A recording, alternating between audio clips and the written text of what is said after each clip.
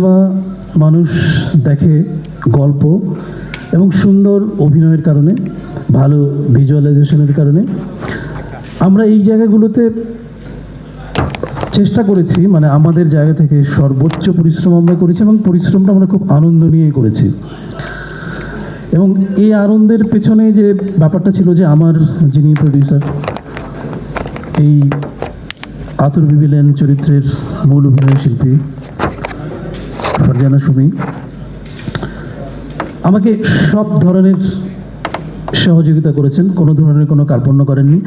একটা সিকোয়েন্স আমি যতবার চেয়েছি যে আমার 5 বার 10 বার মনোভূত না হলে আমি শ্যুট করেছি এবং উনি সময় দিয়েছেন আমাকে। আমার শুটিংয়ের ডেট বেড়ে গেছে। সব কিছু মিলিয়ে আমাকে সর্বোচ্চ লেভেলের সহযোগিতাটা উনি এই ছবিটা নির্মাণ করার ক্ষেত্রে করেছেন। তার জন্য আমি তার কাছে কৃতজ্ঞ। আমি এই সিনেমাটা করতে গিয়ে আমি ভালো কিছু টেকনিশিয়ানস পেয়েছি। সিনেমার এই সিনেমায় যিনি ক্যামেরা চালিয়েছেন মজনু ভাই, অনেক অভিজ্ঞ।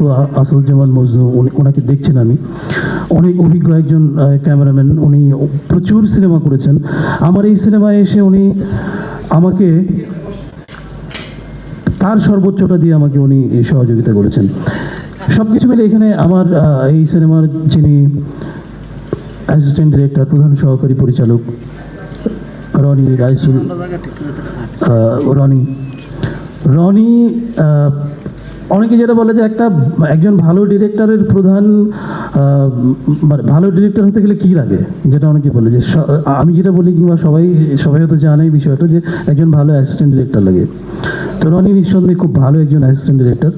রনি তার জায়গা থেকে সর্বোচ্চ সহযোগিতা করেছে আমাকে। এবং এই ছবিটা আমি মনে করি যে আমার জায়গা থেকে আমি একটা জায়গায় স্যাটিসফাইড, যে এই ছবিটাকে আমি যখন আমরা শ্যুটে যাই কিংবা এই ছবির যখন কাজ করি, আমার একটা জায়গায় খুব ভালো লেগেছে, এই সিনেমার সাথে যারা ছিলেন প্রত্যেকটা মানুষ ছবিটাকে মনে করেছে তাদের ছবি, আমাদের ছবি।